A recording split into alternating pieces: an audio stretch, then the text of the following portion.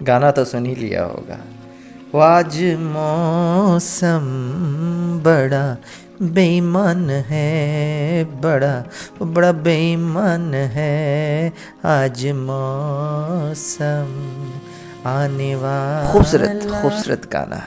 आज मौसम बड़ा बेईमान है, गुलाबी आंखें जो तेरी देखी, आने से उसके आए बहार, जाने से उसके जाए बहार।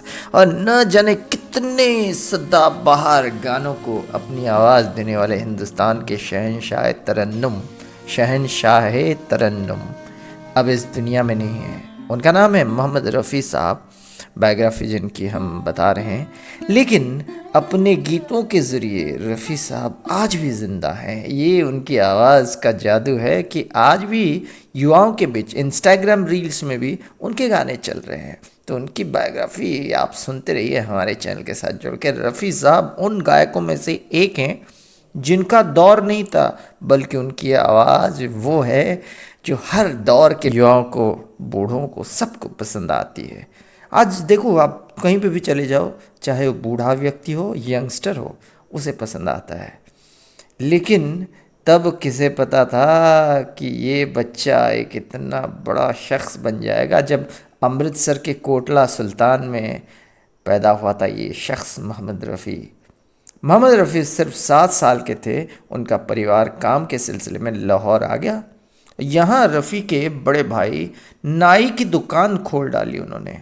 रफ़ी साहब का बचपन से ही पढ़ाई में मन नहीं लग रहा था, कभी यहाँ तो कभी वहाँ घूमते फिरते रहते। खेल कूद में कुछ ज़्यादा ही रुचि थी उनको।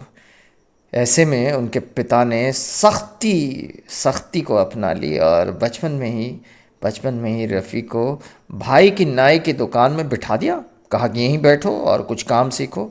लेकिन वहाँ कहाँ रुकने वाले थे। लेकिन रफ़ी साहब की किस्मत में तो जो कुछ लिखा जा रहा था वही होना था और वही हुआ। हर रोज़ ये खुदा की मेहर है, खुदा ने जो चाहा वो करवा दिया।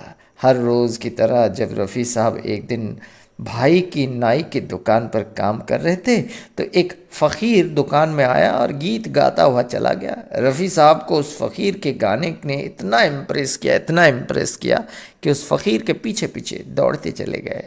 और वैसे ही अक्सर फ़कीर रफ़ी साहब की दुकान पर गाना गाने आता था और आप पहुंचता था और नन्हे रफ़ी उनका वहाँ पे बैठकर इंतज़ार करते थे।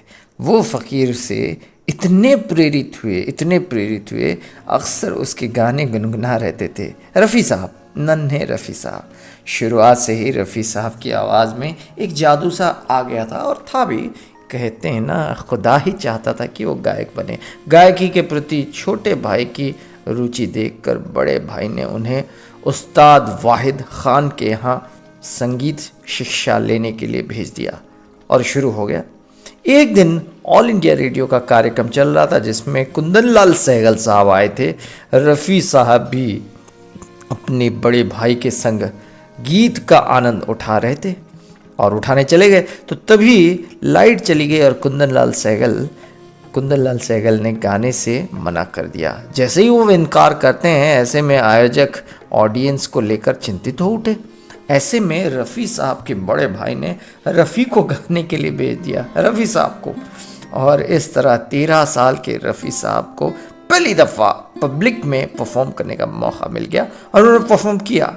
यहाँ श्याम सुंदर भी मौजूद थे जो उन्हें रफ़ी का गाना सुनकर खुश हो गए और रफ़ी को अपने लिए गाना गाने के लिए ऑफ़र दे डाला। मोहम्मद रफ़ी वो पब्लिक परफॉर्मेंस से फेमस हो गया और उन्होंने पहली बार पंजाबी फिल्म गुल बलोच के लिए गाना गाया और रिकॉर्ड हो गया वो गाना परदेसी।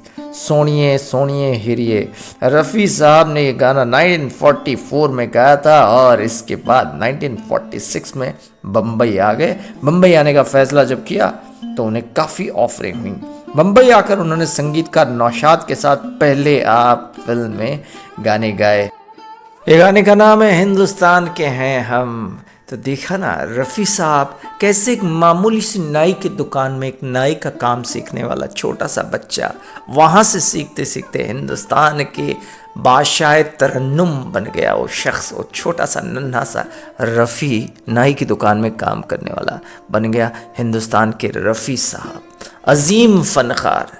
ऐसे ही अजीम फ़नकारों की बातें और गहराई से जानने के लिए, अलग अलग पहलू उनकी ज़िंदगी के जानने के लिए डिजिटल रेडियो को आप सब्सक्राइब कर लीजिए और इसको ज़रा फॉरवर्ड कर लीजिए। अल्लाह मालिक। ओम साई राम, जय साईनाथ।